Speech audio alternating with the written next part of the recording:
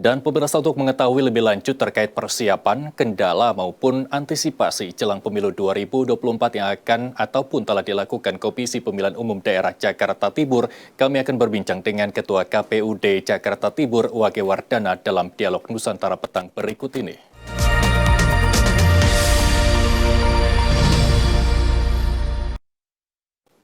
Dan sudah hadir bersama kami di Studio Nusantara TV, Ketua KPUD Jakarta Timur, Wage Wardana. Pak Wage, terima kasih telah bergabung bersama kami. Terima kasih juga atas dan sudah berkesempatan bergabung di Dialog Nusantara Petang. Kita bicara soal tahapan, kita sudah ada di depan mata pemilu 2024. Kurang dari setahun itu waktu yang tidak lama begitu ya. Nah, kemudian apa yang sudah dilakukan oleh KPUD Jakarta Timur dari awal tahapan pemilu ini digelar oleh KPU Pusat? Makasih. Yang pertama tentu kita memutakhirkan data pemilih. Data pemilih Jakarta Timur sudah kita mutakhirkan, berawal dari pantali yang door to door selama 30 hari ke masyarakat, ke setiap rumah. Kita prinsipnya mendapatkan data yang mutakhir, akurat, dan juga komprehensif. Akhirnya kita memutuskan untuk melaksanakan door to door. Itu pertama. Dan habis itu kita langsung plenokan data pemilih kemarin sampai akhirnya kita mendapatkan angka DPT kemarin 2.383.972. Itu DPT nomor 2 se-Indonesia setelah Kabupaten Bogor. Yang kedua, kita sudah melaksanakan proses pencalonan juga. Baik pencalonan dari partai politik maupun perseorangan. Nah, sampai hari ini prosesnya partai politik ini, semua partai politik kemudian mendaftarkan para calonnya ke KPU, dan hari ini prosesnya diverifikasi. Nanti pada tanggal 19 sampai 23 Agustus kemudian ini akan diumumkan sebagai DCS. Itu. Terus yang selanjutnya kami juga tidak henti-hentinya melaksanakan sosialisasi, baik ke pemilih pemula, baik ke pemilih yang rentan, disabilitas, maupun ke segmen-segmen yang lainnya, termasuk ke partai politik dan juga pada banyak hal lah ya. Tapi yang paling konsen hari ini di Jakarta Timur, ini adalah bagaimana supaya pemilih pemula itu paham. Pemilu itu untuk apa, milih siapa, dan apa sih gunanya milih itu. Hari ini kita mendapatkan angka 46.982 untuk usia 17 tahun saja. Gitu. Jadi ini luar biasa. PR buat kita, buat pemerintah, buat kita semua, leading sektornya KPU untuk memberikan edukasi kepada pemilih pemula. Mereka datang ke TPS dan tahu maksudnya ngapain. 5 menit untuk 5 tahun tuh menurut saya luar biasa. Baik, sebelum kita bicara soal bagaimana KPUD Jakarta Timur memberikan sosialisasi kepada pemilih pemula utamanya begitu ya. Kita kembali ke belakang. Tahapan yang sudah dilakukan ada coklit, pemutarian data, dan lain sebagainya, bukan tanpa kendala. Betul. Baik kita komparasi pemilu 2024 mendatang dengan 2029 yang lalu, apa yang masih menjadi kendala yang belum terselesaikan hingga 0% kendala misalkan gitu? Pertama, ada perbedaan terkait mutakhir data pemilih di 19 sama 2024. Hari ini pantali itu yang bekerja 30 hari door to door itu juga dilengkapi dengan e-coklit. Kalau zaman 2019 itu full konvensional, datang masih orang manual tulis kan. Tapi sekarang 2024 kemarin kita mulai memakai juga selain konvensional juga pantali itu dilengkapi oleh e-coklit. Sekalian mencatat di kertas juga di gawainya, gitu. Jadi ini seiring juga dengan niat pemerintah, terutama Kementerian Komunikasi dan Informatika untuk meningkatkan literasi digital masyarakat untuk penggunaan itu begitu. Nah, ada kendalanya nggak? Atau mungkin sudah berjalan sesuai harapan atau belum? Bagaimana dengan kemampuan mereka menggunakan teknologi digital seperti saat ini? Pada akhirnya di Jakarta Timur antara data manual sama data yang e-coklit itu 100%.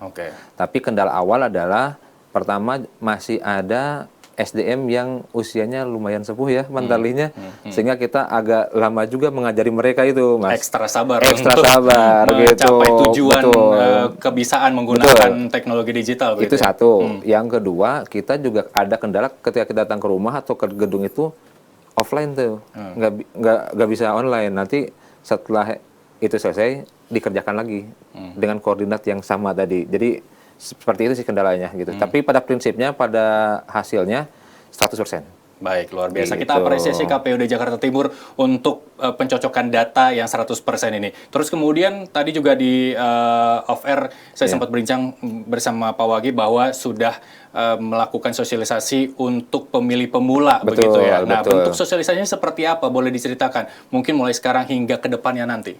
Ada dua sih. Pertama, seperti biasa kita melaksanakan sosialisasi yang konvensional, hadir langsung ke sekolah, datang ke setiap proyek sekolah terkait demokrasi, dan yang kedua hybrid gitu.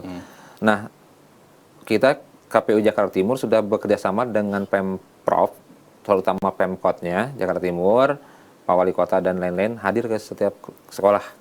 Di awal-awal pandemi kita tentu Zoom meeting, tapi sekarang sudah mulai kita hadir ke sekolah-sekolah, mensosialisasikan bahwa pemilu 2024 ini teman-teman SMA yang 17 tahun itu sudah mulai bisa milih loh. Milihnya apa saja, terus ngapain sih milih.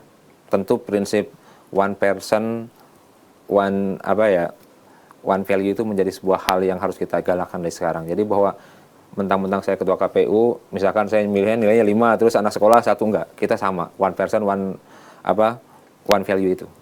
Baik. Gitu. Nah, ini yang menjadi PR adalah untuk memastikan para pemilih pemula ini benar-benar menyalurkan suaranya, Betul. hak suaranya. Kalau kita kembali komparasi dari 2019 ke 2024 nanti, harapannya berapa persen hak suara di Jakarta Timur tersalurkan? Kalau dilihat dari 2019, apakah sudah mencapai 100% hak pilih masyarakat digunakan pada Pilpres waktu itu? Kita ini kemarin paling tinggi 82,16% di Dapil 6 DPRD. Tapi untuk Pilpres kita mendapatkan 80% pas bulat. Nah, ini melampaui target nasional. Jadi ini KPU Jakarta Timur mempunyai prestasi dalam bidang partisipasi pemilih. Tentu ini tidak berpuas ya. Kita harapannya tahun 2024 tuh melewati 80% itu. Harus gitu. Nah, ada penelitian yang dilakukan intern KPUD sendiri, sebenarnya 20% ini orang-orang yang tidak mengeluarkan ataupun menyalurkan hak suaranya, kendalanya apa, Pak Wage? Pertama, terkait saya lihat ya, pertama itu banyak orang Jakarta itu KTP-nya Jakarta, tapi rumahnya di luar Jakarta. Nah, itu kesulitan ketika harus hari H, nggak bisa nyoblos di Jakarta. Nah, itu kendala satu. Dan kendala untuk memindahkan tempat pemilihannya itu agak sulit juga. Sebenarnya itu kita harus akui, kita harus lebih masif mensosialisasikan itu. Bagaimana cara orang pindah milih supaya tidak tanda petik hangus hak pilihnya. Itu pertama. Yang kedua, memang ada sebagian masyarakat yang memang masih bingung cara harus mencoblos siapa. Itu masih ada sebagian. Dan yang ketiga, ini PR-nya partai politik mungkin ya, untuk lebih mensosialisasikan lebih begitu ya. Yang ketiga, ini ada mistake lah. Yaitu kadang mencoblos itu karena besar surat-suaranya, lupa tuh nggak dibuka. Langsung aja karena saya nomor sekian, begitu ketemu jelas dicoblos. Padahal itu ke belakang nembus. Setelah itu yang akhirnya dianulir oleh pencatatan begitu ya. Iya, hal itu menjadi 3 hal tersebut menjadi menjadi faktor yang menyebabkan 20% itu masih terkendala. Baik, kita ke depan akan bicara soal tahapan apa saja lagi yang akan dihadapi oleh KPUD Jakarta menjelang pemilu 2024. Tapi jangan dijawab dulu, Pak Wage. Kita akan break sejenak. Pemirsa Nusantara Petang dengan dialog Pak Wage bersama Pak Wage Wardana, Ketua KPUD Jakarta Timur, akan kembali usai jeda.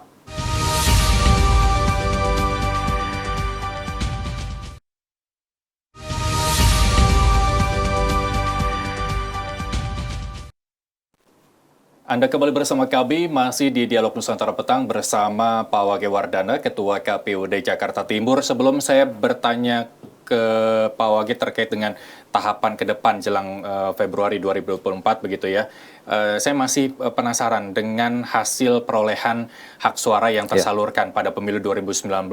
Pak Wage sudah mengatakan itu sudah di atas batas minimum yang ditentukan oleh pemerintah. Ke depannya, apakah memang ini sudah menjadi pencapaian atau harus perlu mengejar 100% lagi ke depan begitu? Nah, apa yang harus dilakukan begitu? Kita tentu harus ngejar 100% itu. Walaupun memang itu berat, tapi itu tugas KPU, tugas kita semua. Jadi yang harus kita kejar adalah pertama mengedukasi masyarakat biar orang yang di luar Jakarta pun akhirnya mau ke Jakarta untuk nyoblos Jakarta, karena prinsip pemutahiran kita adalah de jure. Jadi walaupun warganya di luar Jakarta tapi KTP-nya di Jakarta, kita data di Jakarta. Ini menjadi satu PR.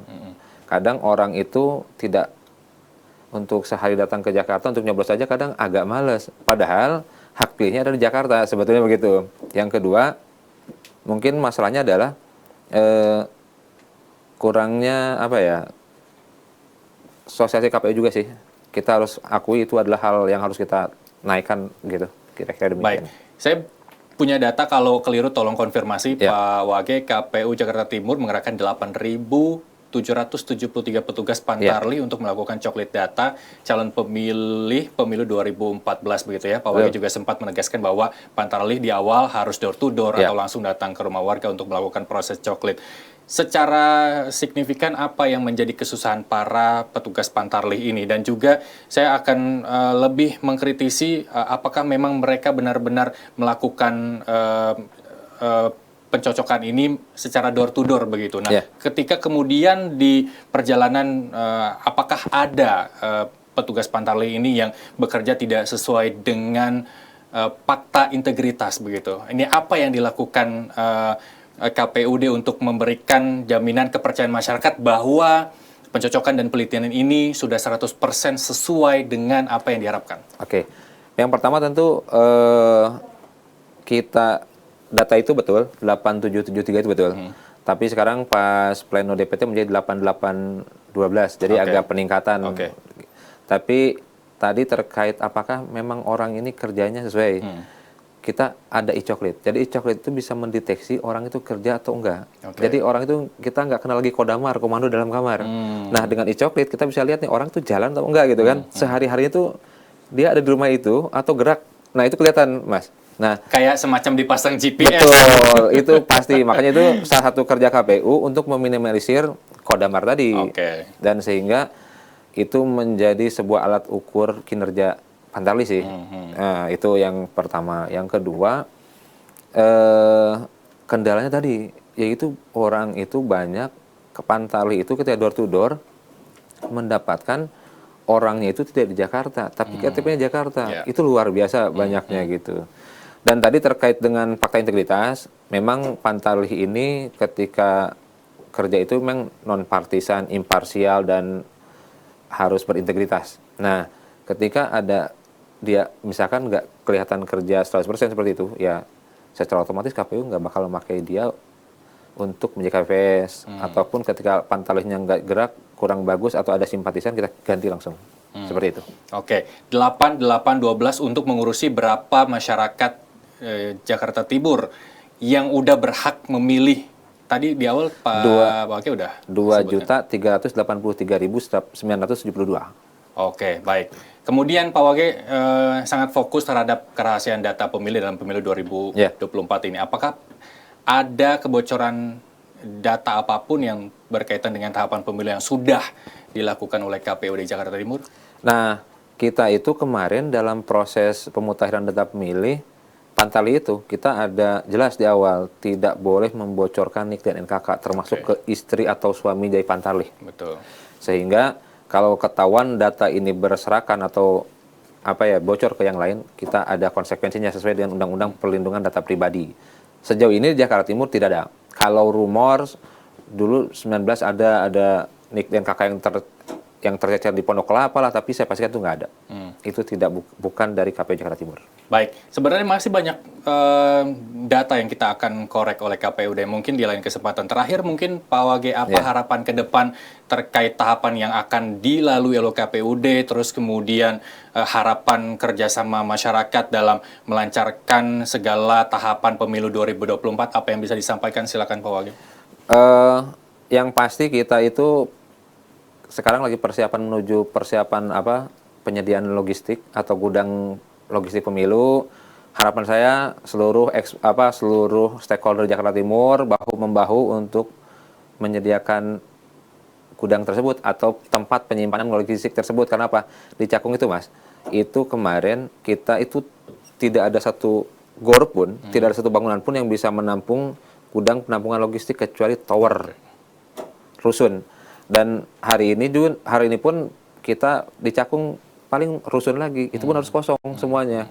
Itu. Yang kedua, terkait harapan ke depan, mudah-mudahan sih pemilu Jakarta Timur aman, tentram, dan juga bisa sesuai dengan berintegritas lah. Dan yang pasti KPU itu, pemilu itu adalah punya tagline sebagai sarana integrasi bangsa. Jadi pemilu itu menyatukan, bukan untuk memecah. Itu sih dari saya. Baik, luar biasa. Terima kasih Pak Wage. Saya mengajak masyarakat untuk menyaksikan ataupun memantau kinerja KPUD Jakarta Timur dalam melancarkan pemilu 2024. Selamat bekerja Pak Wage bersama rekan-rekan di KPUD Jakarta Timur. Semoga pemilu 2024 sukses. Amin, amin. Dan pemirsa, demikian dialog Nusantara Petang bersama Pak Wage Wardana, Ketua KPUD Jakarta Timur di Dialog Nusantara Petang.